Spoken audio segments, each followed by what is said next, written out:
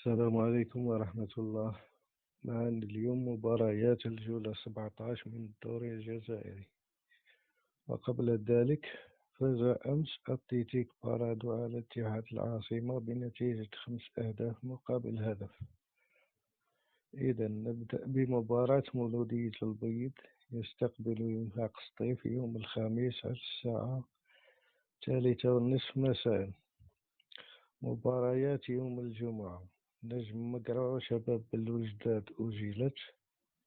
اتحاد خاشلة يستقبل اتحاد الجزائر. أتلتيك بارادو يستقبل شبيبة القبائل. أولمبي الشلف يستقبل نجم بالعكنون. مولودية الجزائر يستقبل شباب قسنطينة.